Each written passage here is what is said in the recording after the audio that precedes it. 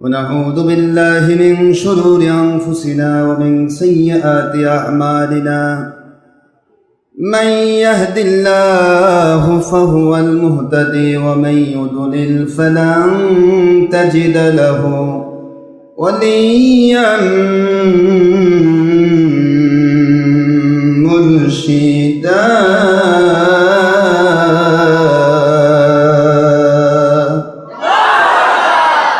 ونشهد أن لا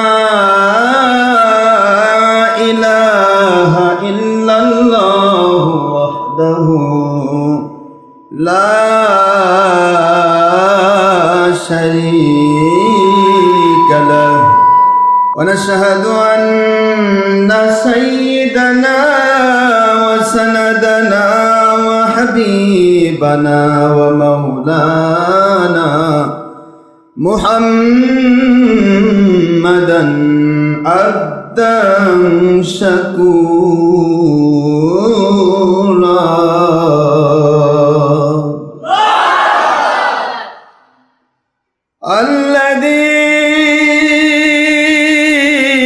الذي أرسله بالحق شاهدا ومبشرا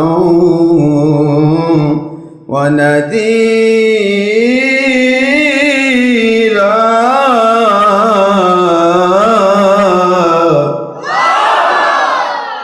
وداعيا إلى الله بإذنه وسراجا وشمسا ونورا وقمرا منيرا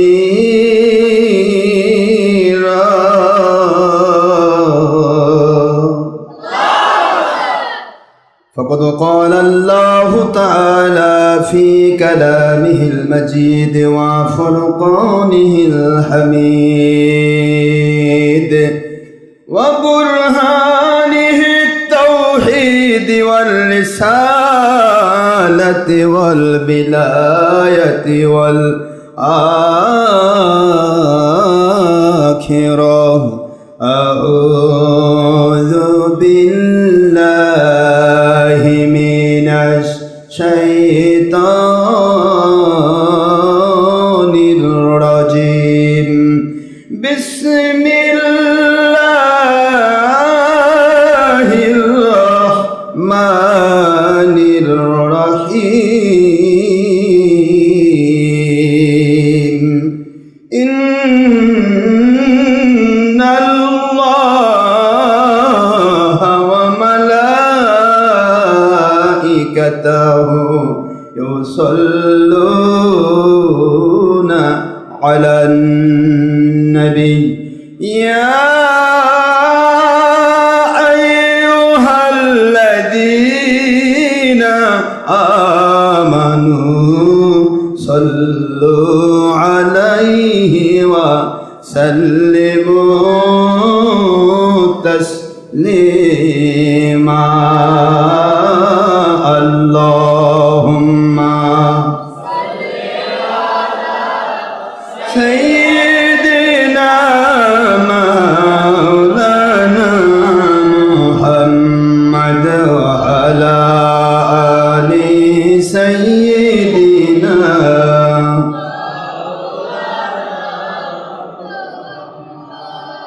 I নবীজি স্বপ্নের মাঝে দিবেন বারবার দেখা আই হাবিবি রুহানিয়াতের হালে দিবেন বারবার দেখা আই নবীজি রোজ হাসরে দিবেন মুদের দেখা থাকিবে না কো বন্ধু স্বজন থাকিবে না কো মা বাবা সন্তান থাকিবে না কো দুনিয়ার দল সম্পদ কাঁদব যখন একা আল্লাহুম্মা সাইয়্যিদিনা মাওলানা মুহাম্মদ আলা আলি সাইয়্যিদিনা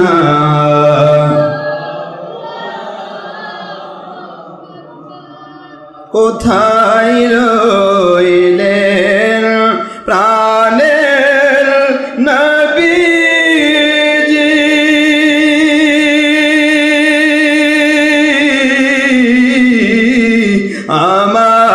আমাদের ছাড়িয়া কোথায় রইলেন নূরের নবীজি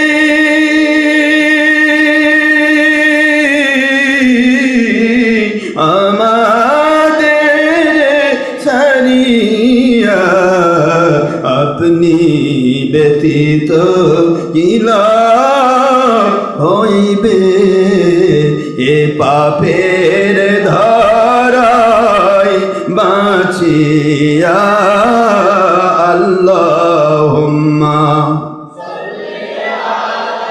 সাইয়্যিদিনা মাওলানা মুহাম্মদ আলা আলি সাইয়্যিদিনা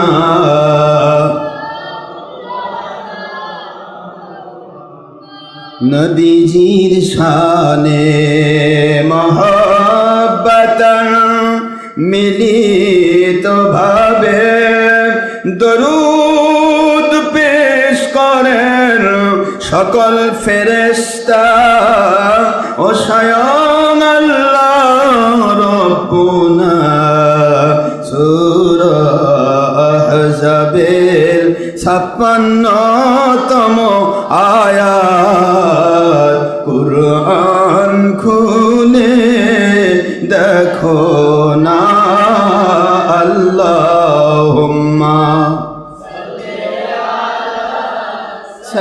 সাইয়্যিদিনা মাওলানা মুহাম্মদ আলা আলি সাইয়্যিদিনা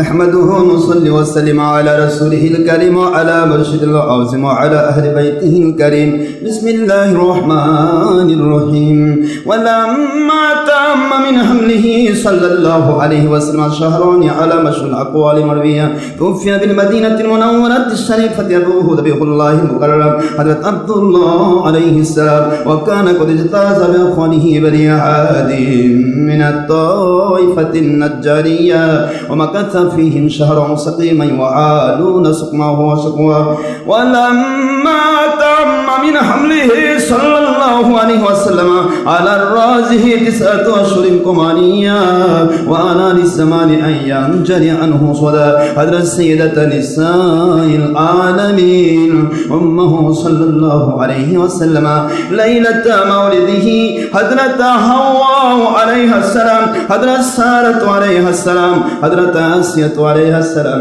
حضرة مريم عليها السلام في نسوة من الحديرة القدسية وأقودها المقود فولد السيد المرسلين إمام المرسلين خاتم النبيين والنور المدسم حبيب الله حياة النبي آخر نبي محمد رسول الله صلى الله عليه وسلم نورا يتلو لو سنا صلى الله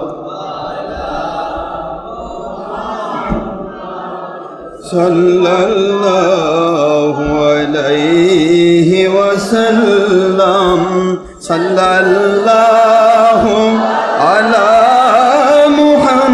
محمد صلى الله عليه وسلم يا نبي سلام عليك يا رسول سلام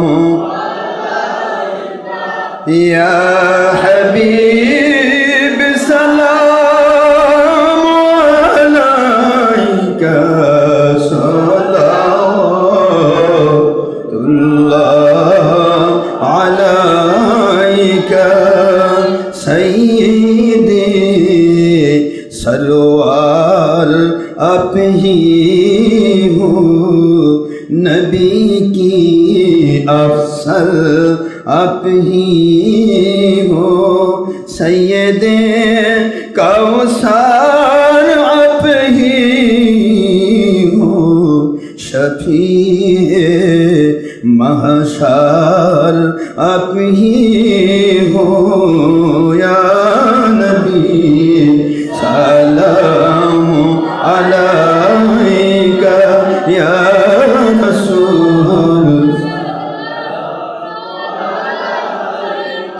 या हबीब सलाम अलैका सलाम नबी जी ओ गो दयार नबी जी अपनी तो मदीना হইতে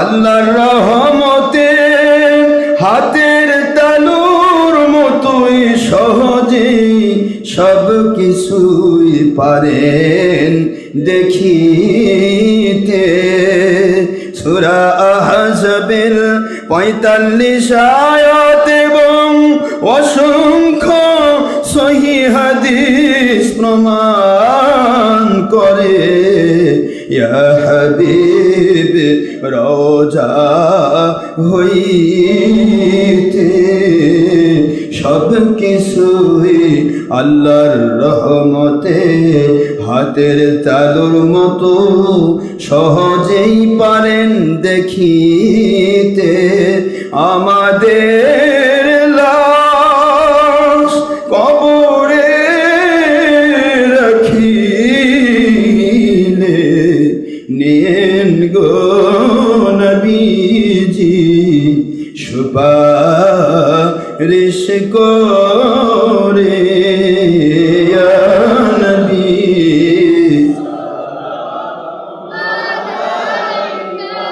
ইয়া রাসূল সালাম আলাইকা ইয়া হাবিব সালাম আলাইকা সালাতুল্লাহ আলাইকা আপনি যে হায়াতুন নবী নূরে মুজাসসাম সূরা বাকারা ১৫৪ সূরা আলে ইমরান ১৬৯ নম্বর আয়াত সূরাতুল মাইদার ১৫ নম্বর আয়াত সহ অসংখ্য সহিহ হাদিস যার প্রমাণ নূরের প্রমাণ কোরআন সুন্নাহর প্রমাণ জেনে বুঝেও মানে না মানতে চায় না তারা যারা বাতিল ৭২ বেঈমান ইয়া নবী সালাম আলাইকা ইয়া রাসূল ইয়া হাবিব সালাম আলাইকা সালাতুল্লাহ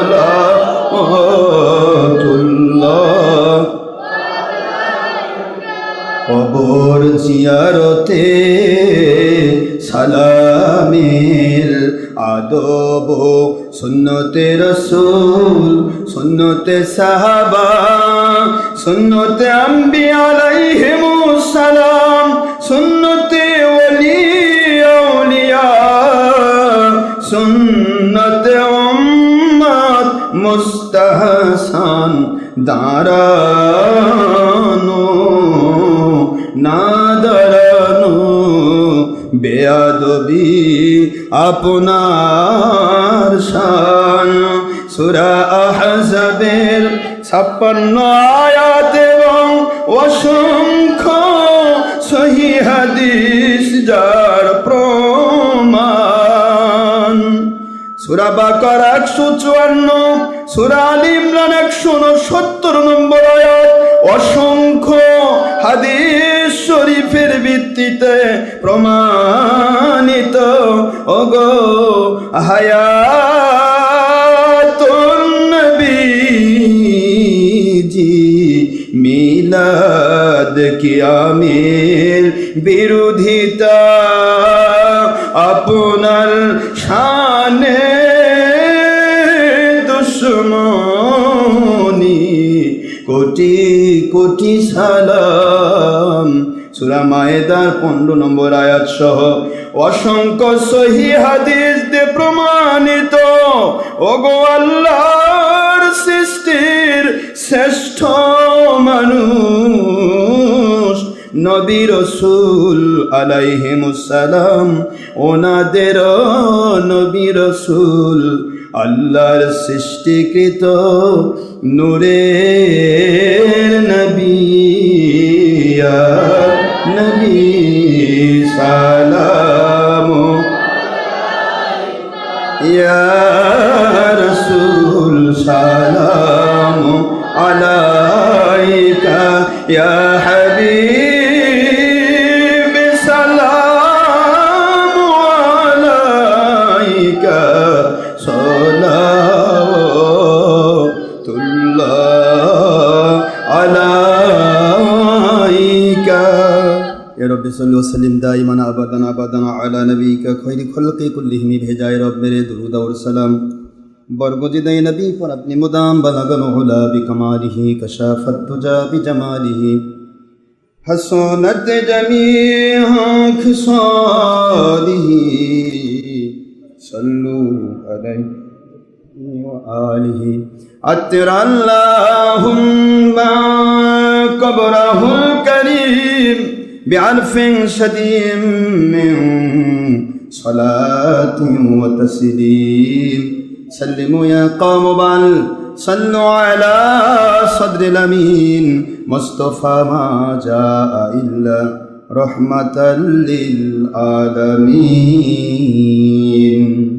আলহামদুলিল্লাহ, মহান আল্লাহর লাখো শুকর, যিনি দয়া করে হেসান করে বর্ষামুখর সপ্তাহে আমাদেরকে আল্লাহর ঘর জান্নাতের বাগানের মধ্যে এসে এক সপ্তাহ পর আবার বসার তৌফিক দিয়েছেন। সবাই পড়ছি আলহামদুলিল্লাহ।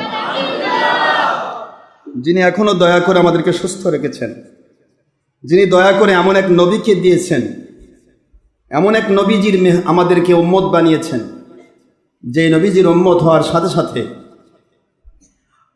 আল্লাহ পাকের কাছে উম্মতে মুহাম্মদুর রাসূলুল্লাহ সাল্লাল্লাহু আলাইহি ওয়াসাল্লাম তারা জান্নাতে না ঢোকা পর্যন্ত অন্য কোনো নবীর উম্মত সরাসরি জান্নাতি হবে না। অথচ হাজার ও হাজার বছর আগে তারা এসেছে। এমন এক নবীর উম্মত বানিয়েছেন, কিয়ামতের দিন সকলের মুখ যখন বন্ধ থাকবে, বুখারী শরীফে হাদিস, হুজুর বলেছেন আনা খাতিবুহুম, আমি সমস্ত চুপ থাকা মানুষগুলোর উপরে আমি নিজে কথা বলবো, খুতবা দিব। জোরে কোন সুবহানাল্লাহ। হুজুর আবার বলেছেন লা ফখর, এ ব্যাপারে আমার কোনো গৌরব নয়, কিয়ামতে জান্নাতের চাবি আমার হাতে থাকবে। নবীজি পাক সাল্লাল্লাহু আলাইহি সাল্লাম বলেন কিয়ামতে জান্নাতের চাবি আমার হাতে থাকবে। সেই নবীর উম্মত আমরা, সেই নবীজির সাল্লাল্লাহু আলাইহি ওয়াসাল্লাম ওনার উম্মত হতে পেরেছি। এটা আমাদের ক্ষমতা নয়, এটা আল্লাহ পাকের দয়া। আল্লাহ পাক রব্বুল আলামিন ওনার দয়া হিসানে তিনি দয়া করে আমাদেরকে কবুল করেছেন। এই জন্য সবাই পড়ছি আলহামদুলিল্লাহ। দেশ বিদেশ থেকে যারা আমাদের সাথে সম্পৃক্ত, doctor Ashraf Siddiqui online radio অথবা জঙ্গি সন্ত্রাসবাদী ওয়াজ ডক্টর আশরাফ সিদ্দিকী, ফেসবুক ও ইউটিউব রেডিও লাইভে, ছবি ভিডিও মুক্তভাবে, হারাম মুক্তভাবে রেডিও লাইভে আমাদের সাথে যারা সম্পৃক্ত আছেন, আমি সকল পুরুষ মহিলা জিন ইনসান সর্বস্তরের মানুষকে প্রত্যেক মাহফিলে, প্রতি রাতের মাহফিল এবং প্রত্যেক দিন জুমাতে, প্রতি সপ্তাহের জুমাতে আমি যেভাবে সবাইকে আমার দোয়ার মধ্যে শরিক করে থাকি, পুরুষ মহিলা জিন ইনসান সর্বস্তরের মানুষকে আল্লাহ পাক সত্যিকারের আল্লাহওয়ালা হওয়ার তৌফিক দান করুন। নামাজ, রোজা, হজ, যাকাত, ফরজিয়াত, ওয়াজিবাত, সুন্নাতগুলি পরিপূর্ণ আদায় করার তৌফিক আল্লাহ পাক দান করুন। সুদ, ঘুষ, জেনা, ব্যভিচার, চুরি, ডাকাতি, খুন খারাপি, দেশের ক্ষতি, জাতির ক্ষতি, ইসলামের ক্ষতি, জঙ্গিপনা, সন্ত্রাসীপনা, মানুষ খুন, যাবতীয় নেশাদ্রব্য, হারাম দ্রব্য, ইয়াবা, গাঁজা, হিরোইন, মাদক দ্রব্য, সমস্ত হারাম কাজ থেকে, পাশাপাশি মাকরুহে তাহরিমি, বিড়ি, সিগারেট, গুল, জর্দা, আলাপাতা, তামাকু, সব কিছু থেকে আল্লাহ আমাদেরকে হেফাজত করুন। মহিলার সাথে পরনারীর সাথে বেপরদা হওয়া, ছবি ভিডিও প্রজেক্টর দিয়ে নিজের চেহারা পরনারীকে দেখানো, পাশাপাশি নিজের আমলগুলিকে, ভালো আমলগুলোকে মানুষ দেখানো আমল সেরেকে পরিণত করা, এবং উৎকৃষ্ট মানের বেদাত, বর্তমান সময়ের সবচাইতে বড় বেদাত এবং নফসানিয়াতের গোলামি, ছবি ভিডিও প্রজেক্টর, নবীজির ভাষায় কুল্লু মুসাওয়াবিন ফিন্নার, প্রতিটি ছবিওয়ালা জাহান্নামী, বুখারী শরীফের হাদিস। সুতরাং এই জাহান্নামী কাজ থেকে আল্লাহ আমাদেরকে হেফাজত করুন। মহান আল্লাহ পাকের দরবারে আমি সকলের জন্য দোয়া করছি, আল্লাহ পাক আমাদের সবাইকে জান্নাতি মানুষে কবুল করুন। ইমাম মাহদী আলাইহিস সালামের নেতৃত্বে যদি হয় সারা পৃথিবীর মধ্যে জঙ্গিপনা মুক্ত, হাকিকতে বায়াত, হাকিকতে দাওয়াত, হাকিকতে জিহাদ ভিত্তিক কোরআন সুন্নাহর জঙ্গিপনা মুক্ত দেশ জাতি ইসলামের ক্ষতিমুক্ত উপকারযুক্ত খেলাফত আল্লাহ পাক কায়েম করে দিন। এবং বাংলার বিরোধী দল, সরকারি দল, সর্বস্তরের প্রশাসন, বিচার বিভাগ, কর্মচারী, কর্মকর্তা, দেশ বিদেশের সর্বস্তরের মানুষকে আল্লাহ পাক খেলাফতের পক্ষে সৈনিক হিসেবে কবুল করে নিন। ইমাম মাহদী আলাইহিস সালাম এবং আল্লাহ পাক ও রাসূল পাক সাল্লাল্লাহু আলাইহি ওয়াসাল্লাম ওনাদের পক্ষের সৈনিক হিসেবে কবুল করে নিন। মহান আল্লাহর লাখো কোটি শুকর, যিনি দয়া করে হেসান করে আমাদেরকে সত্যের উপর প্রতিষ্ঠিত করেছেন। তাঁর দয়া ছাড়া সত্য পাওয়া সম্ভব নয়। তিনি বলেছেন, ওয়াল্লাহি কসদুস সাবিল মিনহা জায়েদ, পৃথিবীতে লক্ষ লক্ষ পথ মানুষ বের করবে শয়তান দ্বারা আক্রান্ত হয়ে, আর ওই শয়তান দ্বারা আক্রান্ত হয়ে লক্ষ লক্ষ পথের মধ্য থেকে ছাঁটাই বাছাই করে আমি আল্লাহর সন্তুষ্টি পদে কবুল করা, এটা আমি আল্লাহর দায়িত্ব। জোরে বলুন সুবহানাল্লাহ। আল্লাহর দায়িত্ব নিয়েছেন, ওয়া আলাল্লাহ, আল্লাহ বলেছেন ওয়া আলাল্লাহি কসদুস সাবিল, আমি আল্লাহর উপর আমি দায়িত্ব করে নিলাম। যেই মানুষগুলি প্রচেষ্টা করে আমি আল্লাহকে পাওয়ার জন্য, নবীজিকে পাওয়ার জন্য, আল্লাহ এবং নবীকে পাওয়ার জন্য, হক্কানি উলিল আমর, যেই উলিল আমরের কাছে গেলে আল্লাহ এবং নবীর সত্যিকারের ব্যাখ্যা পাওয়া যায়, কোরআন সুন্নাহর সত্যিকারের ব্যাখ্যা পাওয়া যায়, যেই ব্যাখ্যায় আল্লাহ খুশি হয়ে নিয়ামত ঢেলে দেন, রহমত ঢেলে দেন, মানুষগুলোকে গোমরা থেকে, কুফরি মতবাদ থেকে হেদায়েত ঢেলে দিয়ে তাদেরকে পরিপূর্ণ আল্লাহওয়ালা বানিয়ে দেন। এই ধরনের একজন হক্কানি ওয়ালি খুঁজে বের করার চেষ্টা যারা করবে, আল্লাহ পাক বলেছেন ও আলাল্লাহ, আমি আল্লাহর উপর দায়িত্ব নিলাম কসদুস সাবিল, সত্য সঠিক পথটা বের করে দেওয়া তাদের জন্য, মিনহা জায়েদ, যারা লক্ষ লক্ষ পথ বের করেছে শয়তান দ্বারা আক্রান্ত হয়ে, ওই পথগুলো থেকে আলাদা করে সত্যিকারে ইসলামের যেখানে গেলে আমি আল্লাহর নিয়ামতপূর্ণ ব্যাখ্যা পাই, হেদায়েতপূর্ণ ব্যাখ্যা পাই, আমি আল্লাহকে সন্তুষ্ট করা সম্ভব হয়, এমন ধরনের পথ আমি আল্লাহ দেখায় দিব। জোরে বলুন সুবহানাল্লাহ। সুতরাং সেই মালিকের দয়া ছাড়া সত্য পথে ওঠা সম্ভব নয়। আমরা নবীজি পাক সাল্লাল্লাহু আলাইহি সাল্লাম থেকে আজ অবধি এবং প্রত্যেক নবী রাসূল আলাইহিস সালাম এবং ওলিয়া উলিয়ার যুগে আমরা দেখেছি, যা আমরা ইতিহাস পেয়েছি, তার মূল মর্ম হচ্ছে পৃথিবীতে সব মানুষই হেদায়েত পায় না, সবারই কপালে হেদায়েত জোটে না। একই বাড়িতে বাবা নবীজির পক্ষে, ছেলে নবীর বিরুদ্ধে, স্ত্রী নবীর পক্ষে, স্বামী নবীজির বিরুদ্ধে, ঠিক না? আবার ছেলে নবীর পক্ষে, বাবা মা নবীর বিরুদ্ধে, ছেলেকে নির্যাতন করে, এরকম খবর শোনেননি আপনারা? সুতরাং এটাই সুন্নত, যুগ যুগান্তর এটাই হবে। আজকে আপনি যখন হাজারো পথ, হাজারো মত সব আপনি নিজের জীবন থেকে বিসর্জন দিয়ে যখন সত্যটা ধরতে যাবেন, তখনই হয় আপনার বাবা বাধা দেবে, নয়তো আবার মা বাধা দেবে, নয়তো আবার ভাই বাধা দিবে, নয়তো আপনার বন্ধু বাধা দেবে, নয়তো আপনার উস্তাদ বাধা দেবে, নয়তো বা 2 নম্বর মুন্সি বাধা দেবে। কারণ তারা নিজের মুখে কথা বলছে না, তারা শয়তানের মুখে কথা বলছে। শয়তান যখন কোনো মানুষের উপর ভর করে তখন আর তিনি অস্তিত্ব থাকে না। দেখবেন জিনের রোগীর দিকে তাকাবেন, বটতলা গেল কেন, এই কথা একটা মেয়ে মানুষ বলতেছে। ওই মেয়ে মানুষ কি বটতলা গেছে? আসলে বটতলার গল্পটা বলতেছে কে? কথা বলছেন না কেন? তখন কিন্তু ওই মেয়ের সম্বিত নেই বা ছেলের সম্বিত নেই, যার উপর জিন ধরেছে ওর কি সম্বিত আছে? যখন ছেড়ে দেওয়া হয় তখন বলে আমি কি হলো, কি হয়েছিল আমার, কি ঠিক না বেঠিক? তো বর্তমান সময়ের বাতিল সমস্যা যেগুলি, এই সমস্যাগুলির মূল ব্যাপারই হচ্ছে তারা শয়তান দ্বারা আক্রান্ত, নিজের অস্তিত্ব তারা ভুলে গিয়েছে, সম্বিতহীন।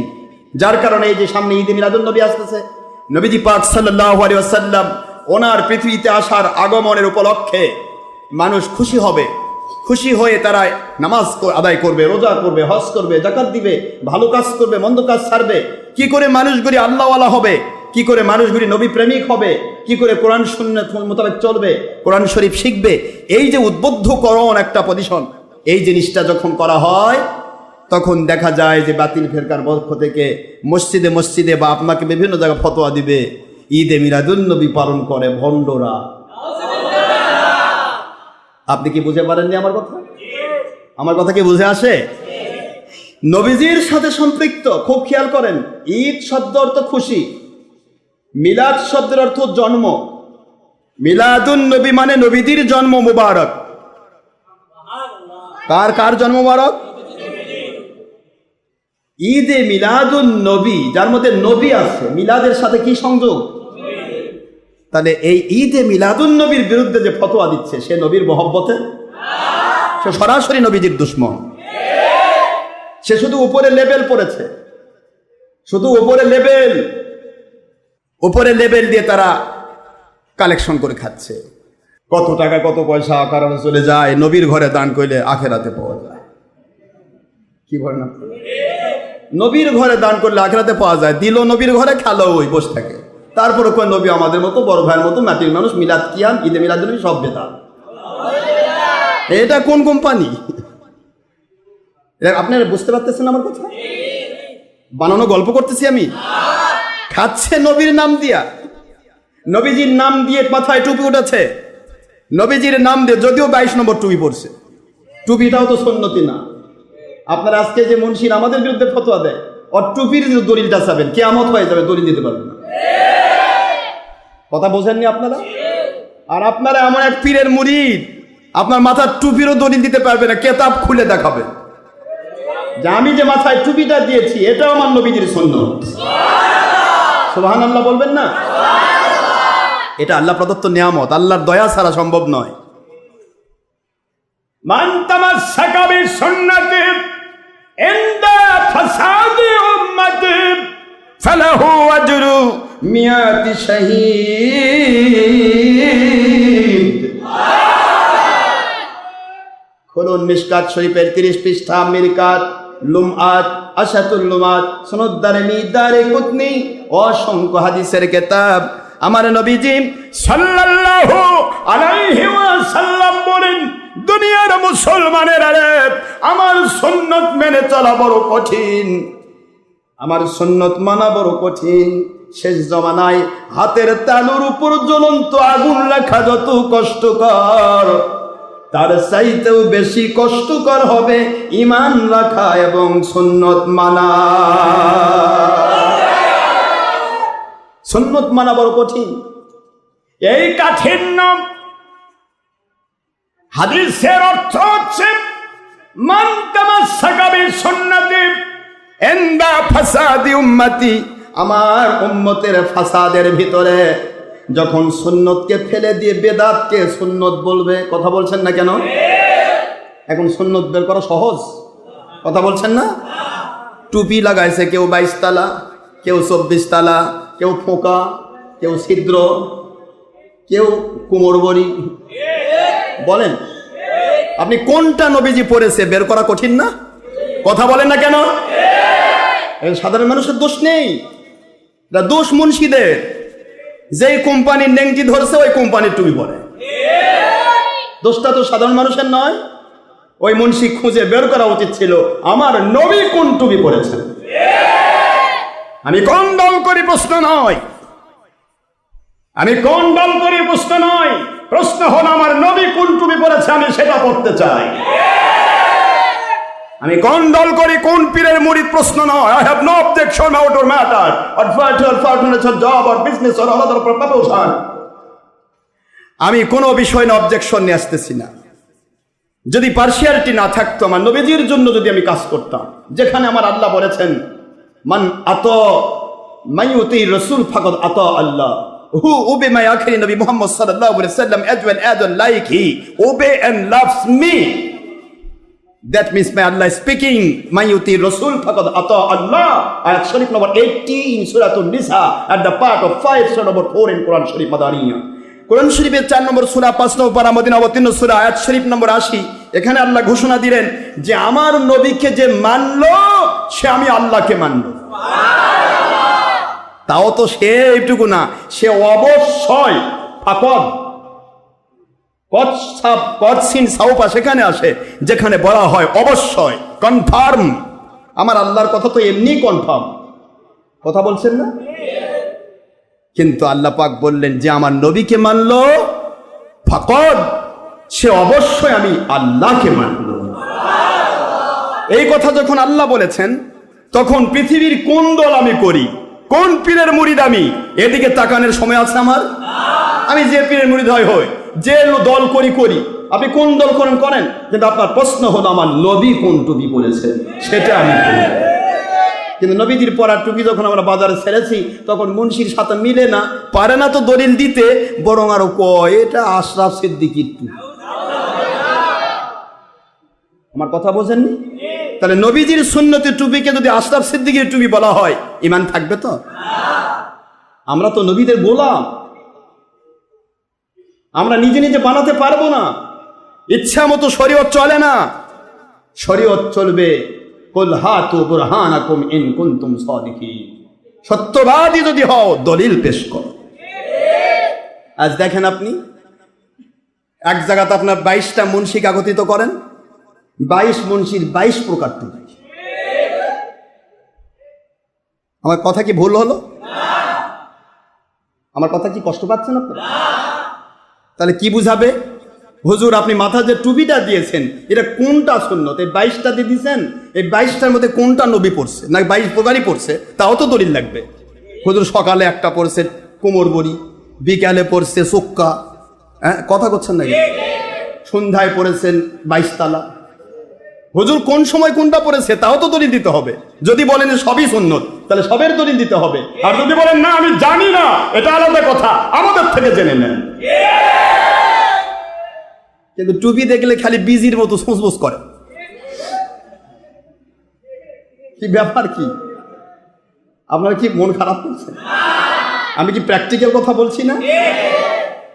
আমি তো আমার টুপি তো কেউ দেখতে পায় না, সুসবুস করার সুযোগও নেই, কিন্তু আপনারা যখন টুপি পরে বেন সুসবুস করে না, তা আমি বললাম কেমনে?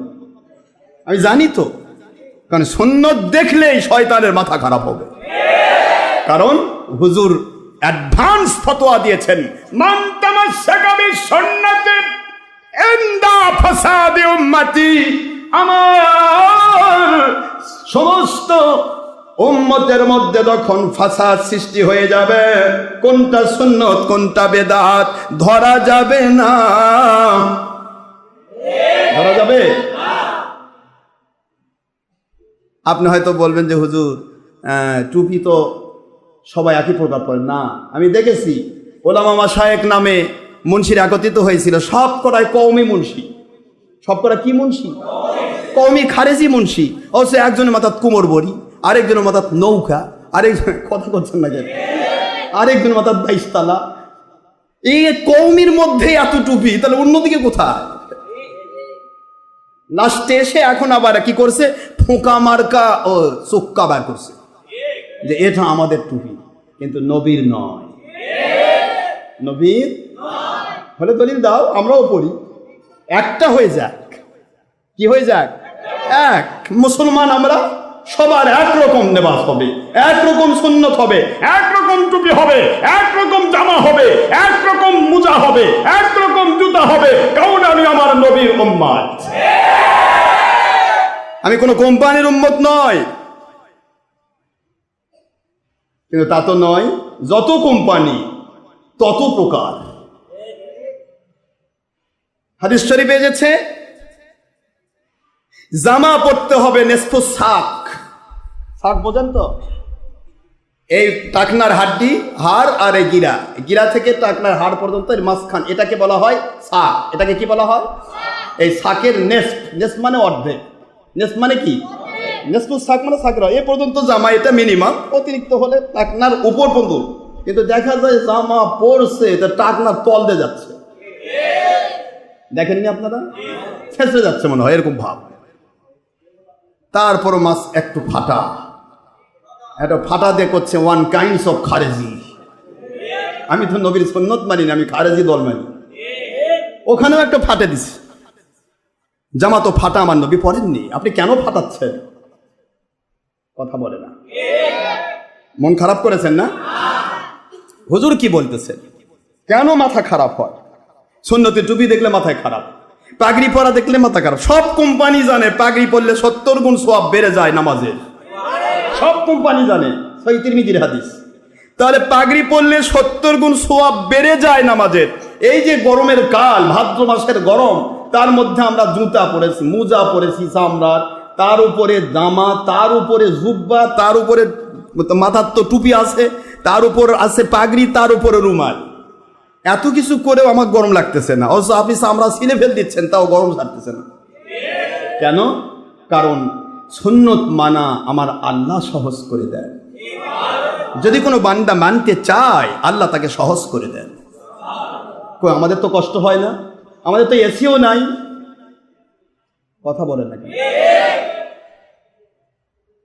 তাহলে কেন এত কষ্ট করব আমরা? তাহলে পাগড়ি পরা সুন্নত সবাই জানে।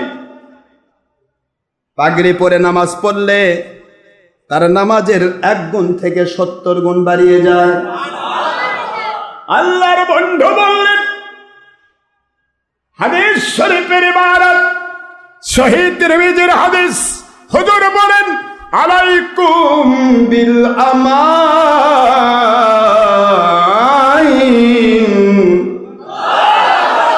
আলাইকুম বিল আমাইম ফাইন্নাহু সিমাউল মালাইকা। হুজুর বলেন, আমার উম্মত শুধু নামাজে নয়, যখনই সুযোগ পাবে পাগড়ি পরো। পাগড়ি পরা, আলাইকুম বিল আমাইম, পাগড়ি পরা আমি অবধারিত করে দিলাম। কারণ পাগড়ি হলো সমস্ত রহমতের ফেরেশতার সুন্নাত। সিয়াসাত্তার হাদিস, আল্লাহর বন্ধু বলেন, বদর জিহাদের 1000 রহমতের ফেরেশতা যে নাজিল হয়েছিল, সকলের মাথায় ছিল সবুজ পাগড়ি। পার্থক্য করা গেছে ওখানে, সাহাবায়ে কেরাম কেউ কালো পরেছেন, কেউ সাদা পরেছেন, কেউ সবুজ পরেছেন, কিন্তু রহমতের ফেরেশতারা সবাই সবুজ পাগড়ি পরে এসেছেন। এই জন্য আমার মাদ্রাসার ছাত্রদেরকে আমি সবুজ পাগড়ি দিয়েছি। 3 প্রকার পাগড়ি সুন্নত। কয় প্রকার? সাদা, কালো, সবুজ। তবে শিশুরা কালো পরবে না, যার দাড়ি ওঠেনি সে কালো পরবে না। যে লোকটা দাড়ি রাখেনি, ছিলে লবণ লাগাইছে, সেও কালো পরবে না। কারণ দাড়ি ছাড়া মানুষ কালো পরলে পিছন দিকে সামলা মনে হবে মহিলার চুল। কথা বলে কি মনে হবে? পিছনে মহিলার চুল, সামনে তো দাড়ি নাই। পুরুষের তো দাড়ি থাকে, মহিলার তো দাড়ি থাকে না। এই জন্য পুরুষ দাড়ি ছাড়া মানুষ কখনো কালো, কথা বলে না। হ্যাঁ, এছাড়া দাড়িওয়ালা সে কালো পড়বে, সাদাও পড়বে, সবুজ, কোনো সমস্যা নেই। আর শিশুরা যারা, তাদের জন্য সবুজই সুন্দর। তারা সবুজ ফুলকলি। দেখুন আমার শিশুরা কত সুন্দর পড়েছে, দেখতে মনে হয় যে কেবলমাত্র আসমান থেকে নামে আসছে, আল্লাহর রহমত। পাগড়ি পরলে সুন্দর লাগে না? আরে এটা গো ফতোয়া দেয় মুন্সিরা, কয়টা বেদাত। আমি যাব কোথায়? ওরা পায়খানায় ডুবে থাকবে, তাও ওটা চলবে, কিন্তু নবীজির সুন্নত মানবেন, হয়ে যাবে বেদাত। এই জন্য হুজুর বললেন এন্দা ফাসাদি উম্মতি। কথাটা বলতে আমার সময় লাগতেছে, একটা কথার ব্যাখ্যা করলে আমার মনে সময় প্রয়োজন হয়। আপনাদের কষ্ট দিচ্ছি না তো? এন্দা ফাসাদি উম্মতি, উম্মতের ফাসাদের সময় আমার নবী ভালো করেই জানতেন আমার আল্লাহর দয়া দিয়ে উম্মতের মধ্যে কোরআন সুন্নাহ মানার ক্ষেত্রে উম্মতের মধ্যে সুন্নতার বেদাত নিয়ে ঠেলাঠেলি হবে, ফাসাদ হবে, ফিতনা হবে, এটা হুজুর ১৫০০ বছর আগেই জানতেন। এই জন্য হুজুর বলেছেন, দেখেন ডাইরেক্ট হাদিসের ইবারত, মান যেবা যারা তামাসসাকা, আঁকড়ে ধরবে, সুন্নতি, আমার সুন্নত, মান তামাসসাকা বি সুন্নতি, আমার সুন্নতকে যে আঁকড়ে ধরবে সে কি হবে? এন্ডা ফাসাদে উম্মতি, আমার উম্মতের ফিতনা ফাসাদের সময়, যখন সত্য মিথ্যা পার্থক্য করা যাচ্ছে না, যখন সুন্নত বেদাত পার্থক্য করা যাচ্ছে না, সেই সময় যারা সুন্নতের পাবন্দ হবে তাদেরকে ফালাহু আজরু মিয়াতি শাহিদিন, তাদেরকে প্রত্যেক সুন্নার বদলা দেওয়া হবে ১০০ বার শহীদ হওয়ার মর্যাদা।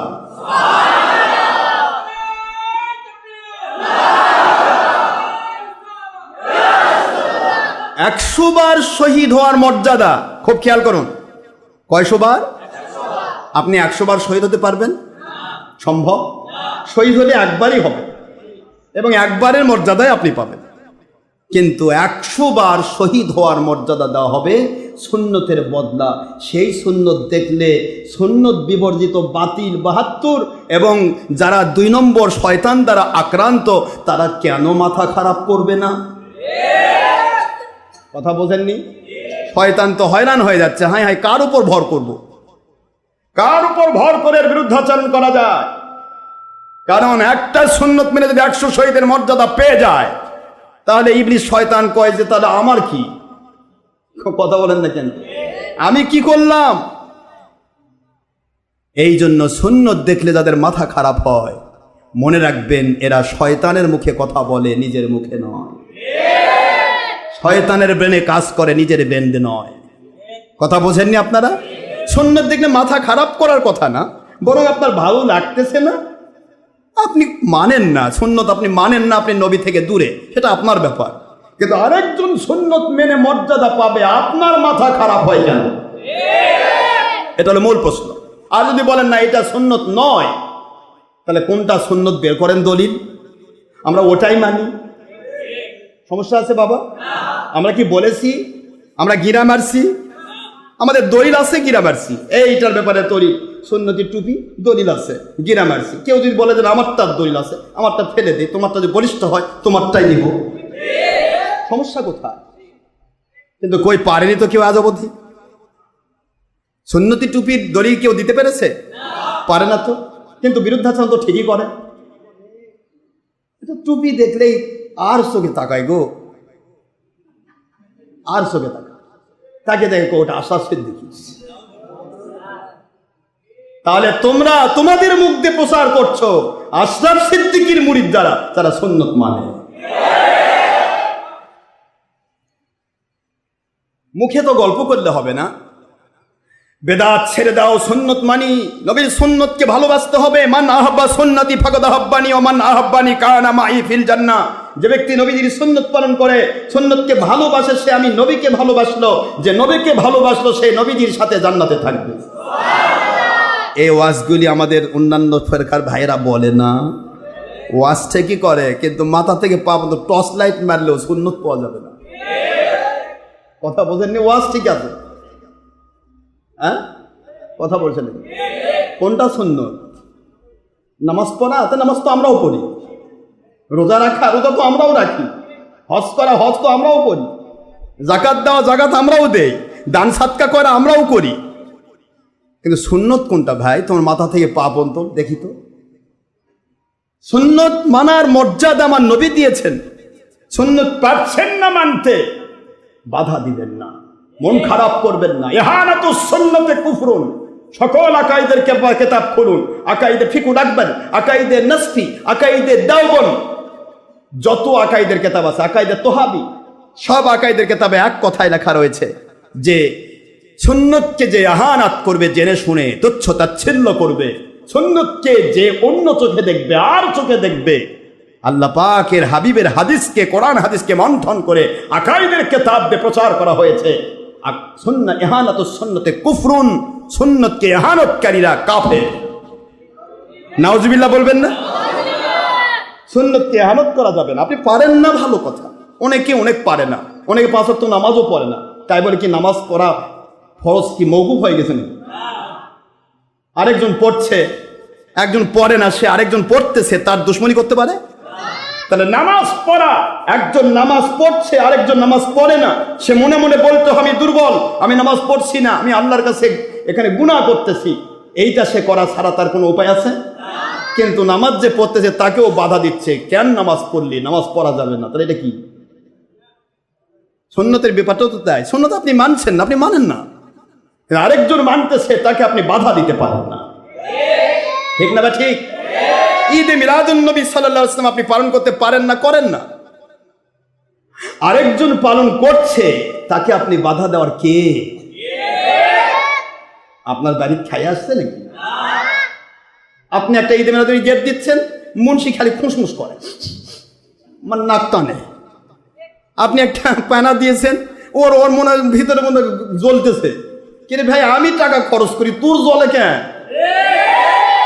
না, তোর আব্বার থেকে টাকা নিয়ে আসে আমি করতেছি, আমি করি, তোর জ্বলে কেন? উদ্দেশ্য হলো শয়তান তার মাথায় ভর করেছে, শয়তান তাকে সত্যটাকে স্বীকৃতি দিচ্ছে না।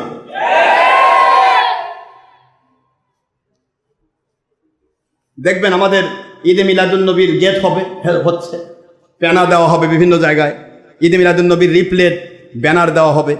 এগুলি দেখে কত জায়গার কত মুন্সি কত কথা কয়, ও মনে তো আসমান থেকে নাজিল হয়েছে, ভাই এগুলো ভালো কই, এগুলো ভালো কই, সব বেদাত, এত খরচ করেছে, এরা সব অপচয়। আমরা খরচ করতেছি, অপচয় তো তোর সমস্যা কি? অপচয় হয় আমরাই না হয় আল্লাহর কাছে কবরে জাহান্নামে যাব, তো তোর সমস্যা কি? যদি বলতে চাস যে আমি জাহান্নাম থেকে মুক্তি দেওয়ার দায়িত্ব নিছি, তাহলে আয় আমার কাছে, দেখি কোরআন হাদিস খুলি, কে কে জাহান্নামের পথে আছে, তাহলে তো হয়ে যায়। মনে হয় সমস্ত দুনিয়ার মানুষকে বেদাত থেকে মুক্তি দেওয়া এদের দায়িত্ব, এদের কোনো দিছে দায়িত্ব, কেউ লিজ দিছে।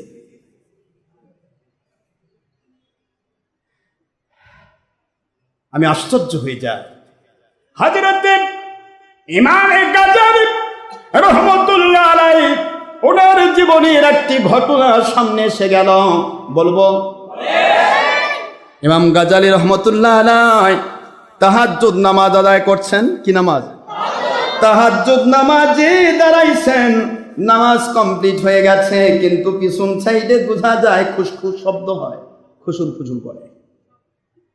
গাজ্জালী রহমতুল্লাহ নামাজ কমপ্লিট করে পিছন দিকে তাকিয়ে দেখে মিস্টার ইবলিস বিশাল এক কেতাব কাঁধের উপর নিয়ে দাঁড়িয়ে আছে।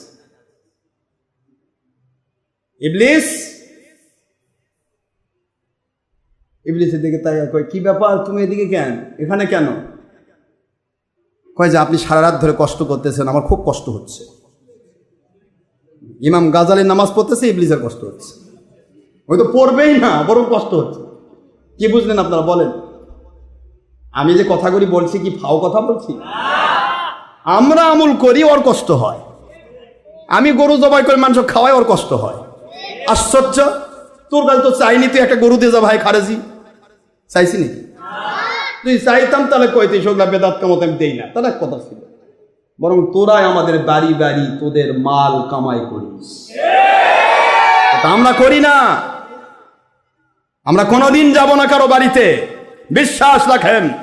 আশরাফ সিদ্দিকী না খেয়ে মরতে পারে, কারো বাড়িতে গিয়ে কারো কাছে একটি টাকা কোনোদিন চাইবে না, দাও আমাকে। এই মানসিকতা নিয়ে তৈরি হই নাই আমি। আল্লাহর পথে দান করা উদ্বুদ্ধ করি এই জন্য, কারণ নবীজি বলেছেন, আস-সাখিউ হাবিবুল্লাহ ওয়ালাউ কানা ফাসিকা যারা দানবীর আল্লাহর সন্তুষ্টির পথে অর্থ সময় শ্রম ব্যয় করে, দান করে, ওই মানুষগুলি আল্লাহর বন্ধু হয়ে মরে যদিও তারা গুনাহগার। ওয়াল বাখিলু আদুবুল্লাহ ওয়ালাউ কানা ফাসিক ওয়ালাউ কানা আবিদা। আর দান ছাড়া, সদকা ছাড়া, কানজুস যারা, বখিল যারা, আল্লাহর দেওয়া সময়, আল্লাহর দেওয়া শ্রম, আল্লাহর দেওয়া সম্পদ আল্লাহর পথে ব্যয় করতে চায় না, মুখকে মুষ্টি করে রাখে, গুটিয়ে রাখে, আল্লাহ পাকের হাবিব বলেন ওরা আল্লাহর দুশমন হয়ে মরে যদিও তারা অনেক ইবাদত করেছে। নাউজুবিল্লাহ। এই হাদিসের ইবারত মোতাবেক আমি আপনাদেরকে শুধু দানের অর্থ সময় শ্রম আল্লাহর পথে ব্যয় করার শুধু ফজিলতটা জানিয়ে দেই, যাতে করে আমার একটা মুরিদ কোনোদিন যেন কানজুস হয়ে, বখিল হয়ে, সারা জীবন আমি তাকে আল্লাহওয়ালা বানালাম আর মৃত্যুর সময় সে বখিলামির কারণে আল্লাহর দুশমন হয়ে জাহান্নামে যাক, এইটা আমি চাইবো না কখনো। যার কারণে আমাকে দান সৎকার ওয়াজ করতে হয়, আজ অবধি আমি আপনাদের কাছে কিছু চাইনি, চাইবো না। যদি মন চায় কারো আল্লাহর পথে ব্যয় করতে, সে করতে পারে, তার জন্য পথ খোলা আছে। সেটাও আশরাফ সিদ্দিকীর হাতে 10 টাকা দিতে হবে না। আপনারা যদি আল্লাহর পথে কিছু ব্যয় করতে চান, বক্স আছে দরবারে, বক্সে দেন। আমাদের লোকেরা আছে, আনোয়ার জাহাঙ্গীর আছে, তাদের হাতে দিয়ে যদি মন হয় যে না হে খাই ফেল দিল নাকি, ভিতরে যদি খুশুর মুসুর করে, তাহলে বক্সে দেন। আর কথা কন না কেন, ওনাদের হাতে যে খুশমুস করে দেন না, বক্সে দেন। যদিও আমার সাথে যারা সম্পৃক্ত, আমি বিশ্বাস করি, আমি যেরকম বিশ্বাসী, আমি যাদের বিশ্বাস করি তারাও তেমনই বিশ্বাস। আমি যাদের বিশ্বাস করি, আমি যেমন একটা পয়সা কারো এদিক সেদিক করবো না। আমার মুরিদ যাদেরকে আমি দায়িত্ব দিয়েছি, এই যে জাহাঙ্গীর সাহেবকে দায়িত্ব দিয়েছি পুরা এটা কাজ করার জন্য, লাখ লাখ টাকা আমি তাকে বিনা দ্বিধায় তার হাতে দিয়েছি, তিনি কাজ করেছেন। আমি কোনোদিন আজ অবধি তাকে বলিনি আপনি 10 টাকার হিসাব দেন কোন খাতে কয় টাকা ব্যয় করেছেন। কারণ কি, আমি বিশ্বাস করি আমার মুরিদদের দ্বারা কোনোদিন এদিক সেদিক হওয়া সম্ভব নয়, এটা আমার বিশ্বাস।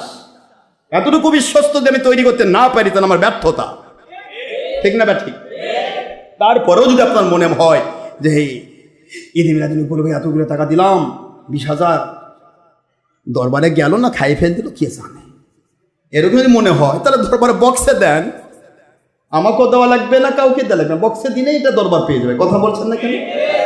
সমস্যা তো নেই। অথবা সারা জীবন আপনি 10 পয়সা না দেন, কোনো দিন এখান থেকে আপনাকে বলা হবে না আপনি কেন এই দরবারে 1 টাকা দিলেন না, বলা হবে না। শুধু আমি বলতেছি এই কারণেই যে আল্লাহ আমাদেরকে যেন বখিল করে, আল্লাহর দুশমন করে কবরে না নেয়। আমি গুনাহগার, আপনাদের বারবার বলি, আমি অত্যন্ত গরিব মানুষ, আমার কিছুই নেই, আমার মালিকের দয়া দিয়ে আমি চলি। মালিকের দয়া ছাড়া আমার কিছু নেই। আমার জিন্দগির প্রতি বছর যে টাকাগুলো আমি কামাই করি আমার মালিক দেন। আমি আজ অবধি কোনো মাহফিলে 10 টাকা চাই নেইনি, আপনারা ভালো করে জানেন। কোনো জায়গা থেকে খাওয়া, কোনো মৌলবীরা এমনও আছে বাতাসে মাছের কচুরি দিতে হবে, দেশি মুরগির রান দিতে হবে, এটা দিতে হবে, 1 সের দুধ দিতে হবে, 1000 রকমের মেনু তাদের।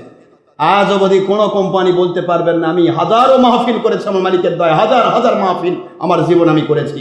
একটা কোম্পানি যদি কপাল যদি ভালো থাকে, আপনি আমার সামনে এসে বলবেন আশরাফ সিদ্দিকী বলেছে ভাই তুমি আমাকে ডাল দিয়ে একটু ভাত খাওয়াও, আমি মাহফিলে যাব, ডাইরেক্ট মাহফিলে উঠবো। মন যদি তোমার চাই যে আমি হুজুরকে একটু খাওয়াবো, তবু আমার লোকজন যারা আছে তাদের সহ খাওয়াতে হবে, আমার একা না, আমি একা খাই না। সবাইকে সহ একসাথে বসবো, ডাল ভাত হলে ডাল ভাত, গোশ ভাত হলে গোশ ভাত, যা দিবেন সবাই মিলে একটু অংশগ্রহণ করলাম, প্লেট ছেড়ে দিলাম। আমি তো সবাই আপনাকে কষ্ট দিচ্ছি নাকি? কষ্ট দিচ্ছি না তো? আমার মালিকের খাস মেহেরবানি দয়া, সকল প্রকার রোগ ব্যাধি থেকে আমার আল্লাহ পাক আমাকে মুক্ত রেখেছেন।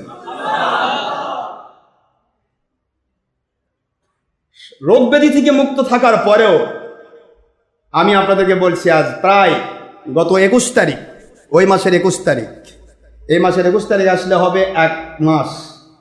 1টি মাস আমি এখনো কোনো ভাত খাইনি, বেঁচে আছি না, কিছু তো হয়নি। আমার মালিক আমাকে চালাচ্ছেন। হয়তো বলবেন ডায়াবেটিস হলে মানুষ ভাত খাওয়া বাদ দেয়। আমার বাপের 100 বছর বয়সে মরছে, তারই ডায়াবেটিস ছিল না, আমার কোত্থেকে হবে? ডায়াবেটিস নয়, হাই প্রেশার নয়, লো প্রেশার নয়, কোনো প্রকার সাইড আমার মালিক আমাকে দয়া করে আমার সমস্যা তো করেইনি। আমার বাবারই ডায়াবেটিস ছিল না, তার জীবনে কোনোদিন পার্স কোনোদিন চেক করা লাগেনি। 100 বছর পর্যন্ত আমার বাবার একটা দাঁত পর্যন্ত পড়েনি। অসুখ বিসুখের কারণে নয়, শুধু এইটুকু বোঝাতে চাই ভাত ছাড়াও মানুষ বেঁচে থাকে, শরীর ভালো থাকে। শরীর শুকনা থাকায় ভালো, শরীরকে মোটা তাজা বেশি করলে কাজ করে শান্তি পাওয়া যায় না। কথা কি বুঝতে পারেন না আপনারা? ঘুম বেশি হবে, আমল করে শান্তি পাবেন না, রাত্রি জাগরণ সম্ভব হবে না। যে ব্যক্তি খায় বেশি সে রাত জাগতে পারবে না। বিশ্বাস রাখেন, আপনি যে রাতে বেশি খাবেন ওই রাত জাগা সম্ভব না। আপনার চোখ মুখ এমনি বন্ধ হয়ে যাবে, ঘুমাচ্ছেন তাহাজ্জুদেও ঘুম ধরে যাবে।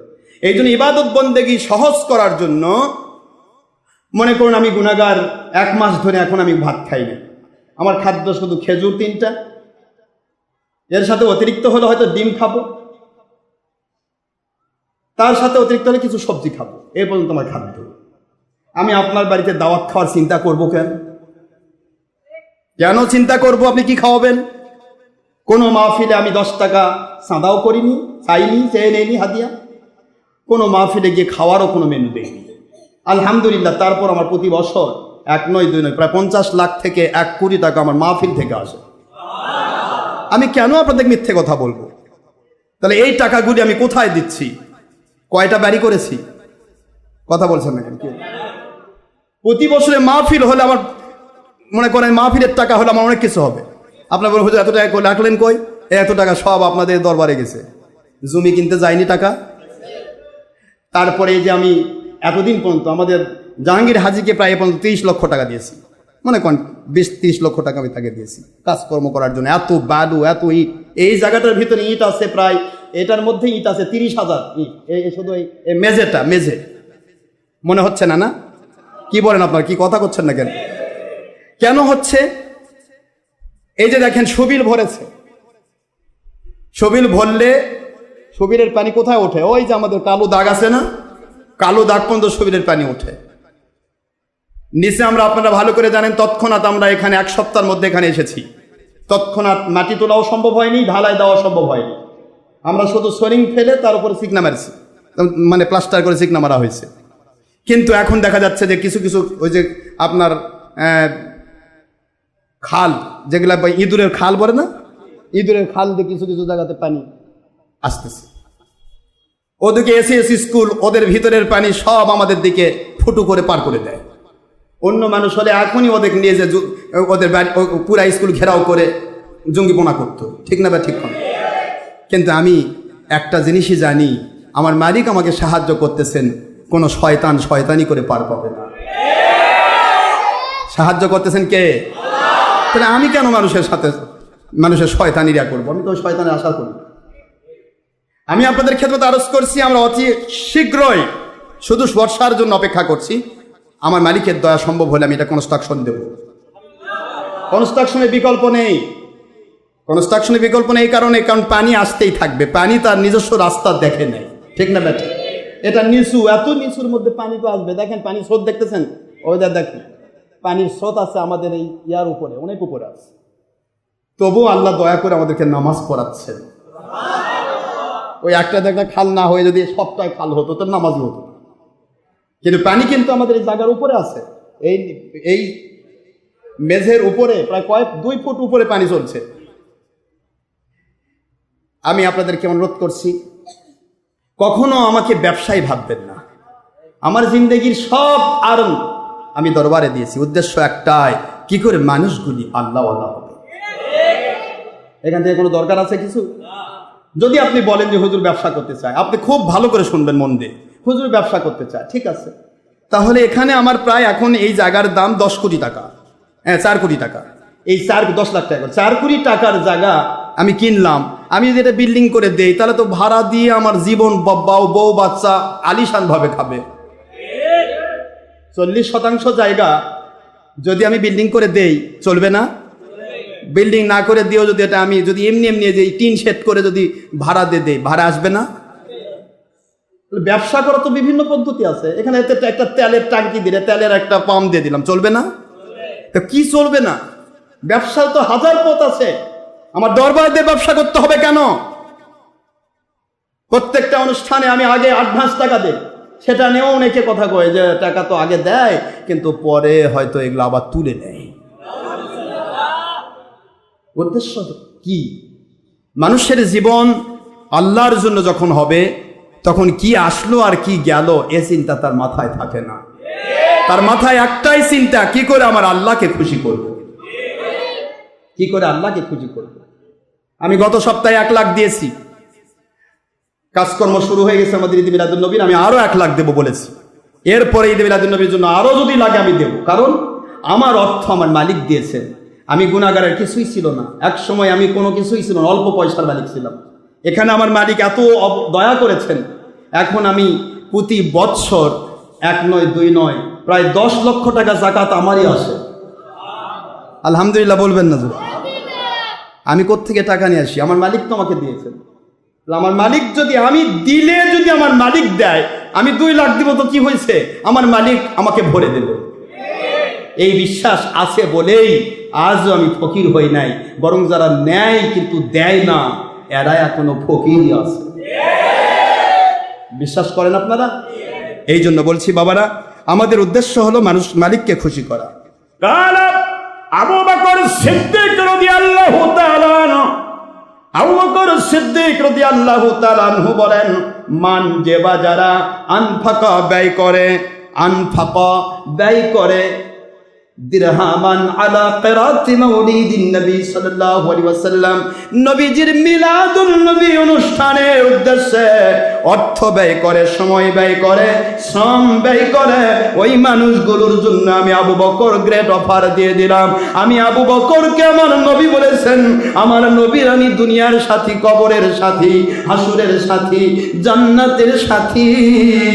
আমি আবু বকর ওই মিলাদের পক্ষে অর্থ, সময়, শ্রম ব্যয়কারী মানুষগুলো ওরা আমার জান্নাতের বন্ধু হয়ে থাকবে।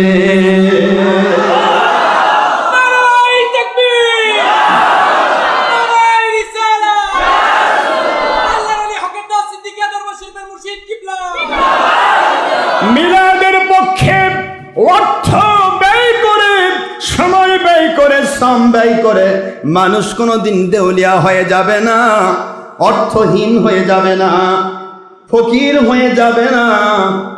যার কারণেই হযরত হাসান বসরি রহমাতুল্লাহ আলাইহি একই কিতাবে আসলো নিমাতুল কুবরা আলাল আলাম 7 পৃষ্ঠা এবং 8 পৃষ্ঠা, হাসান বসরি বলে, আমি এত দূর পর্যন্ত জানি, ওয়াদিতু লাউ কানা লি, আমি হাসান বসরি রহমাতুল্লাহ আলাইহি আমাকে যদি দেওয়া হতো, লাউ কানা লি, আমার জন্য জাবালি উহুদিন জাহাবান, আমার জন্য যদি আমার আল্লাহ ওই উহুদ পাহাড়, যে উহুদ পাহাড়ের উপর মানুষ দাঁড়ালে নিচে মানুষকে পিঁপড়ার পাখির মতো ছোট ছোট দেখা যায়, এত উঁচু উহুদ পাহাড় মদিনার উপকণ্ঠে, এই উহুদ পাহাড় পরিমাণ সোনাও যদি আমার আল্লাহ আমাকে দান করতো রে, দুনিয়ার কোনো খাতে ব্যয় না করে, আনফাকতুহু, আমি ব্যয় করে দিতাম আলা কিরাতি মাউলিদিন নবী সাল্লাল্লাহু আলাইহি ওয়াসাল্লাম, নবীজির মিলাদুন নবীর পক্ষে আমি ব্যয় করে দিতাম। কারণ নবীজির পক্ষে অর্থ ব্যয় করলে কমবে না, কারণ যার পক্ষে আপনি অর্থ ব্যয় করতেছেন তিনি রহমাতুল লিল আলামিন। আপনার জীবনে বরকত, রহমত নাজিল করবেন আমার আল্লাহ আমার নবীজির ওসিলায়। ঠিক না? ঠিক বলো। আজকে আমাদের হিসাব কত, কত রকমের চিন্তা, কত রকমের চেতনা। হযরতে ইমামে গাজালি রহমতুল্লাহ মনে আছে আপনাদের? শেষ করব? আচ্ছা, শেষ করে দিচ্ছি। তো আমাদের ছেলেপেলেদেরকে বলছি, যারা যুবক, যারা কাজ করার মতো এনার্জি আছে, এরকম ছেলেদেরকে আমি এখানে অনুরোধ করব যে একটু পানিটা নেমে গেলেই আমরা ট্রাক দিয়ে মাটি নিয়ে আসবো। মাটিগুলো এই সাইডটা, যদি আমরা এই সাইডটা এরকম উঁচু করে, এই সাইডে জায়গা আছে তো, এই সাইডে আমরা উঁচু করে এ মাথা মাথা পশ্চিম পর্যন্ত পুরাটা যদি আমরা মাটি ভরাট করে দিই, দিয়ে যদি আমরা চেকার দিয়ে দিই, তাহলে আমার মনে হয় এখানে কিছু গাছপালাও লাগিয়ে দেওয়া যায়। পাশাপাশি আমাদের এই পানি, এই ওয়াল পর্যন্ত পানি আসতে দেওয়া উচিত না। ঠিক না? ঠিক। কারণ ওয়াল পর্যন্ত পানি না আসলেই পানি আর ভিতরে ঢুকবে না, এটা 1 নম্বর। দ্বিতীয় নম্বর, ওয়ালটা টিকসই হবে। ওয়ালটা যেভাবে আছে নিচে যদি পানি এসে ভরে যায় তাহলে তো ওয়ালটা দুর্বল হয়ে যাবে, তাই না? এই জন্য এই কাজের জন্য কারা কাজ করবেন একটা দিন আমাদের সময় দিতে হবে। সেই কাজের লোক তারা মোবাইল নাম্বার এবং নাম আপনারা দিয়ে যাবেন ওখানে, আপনারা এটা লিখে নেবেন। যারা কাজ করতে আগ্রহী স্বেচ্ছায়, যারা কাজ করতে পারে, অযথাই কারো দরকার নেই। যারা কাজ করতে পারেন না বা কাজ করে অভ্যস্ত নয় তারা পারবেন না, অযথাই তাদের কষ্ট আমি দিতে চাই না। যারা কাজ করতে আগ্রহী, যে যেটা পারে সেটা কিন্তু এমনিতেই পারে। একটা লোক দেখবেন 1 মণ 1.5 মণ 2 মণ বোঝা মাথায় নিয়ে দৌড়াচ্ছে, আরেকজন 10 কেজি তুলতে পারে না। কথা বলছেন নাকি?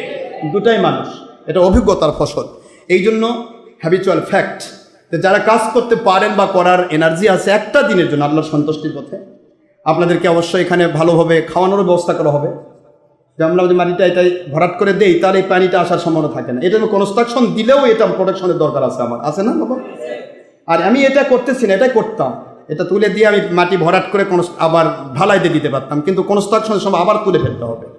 কথা বোঝেননি বাবারা?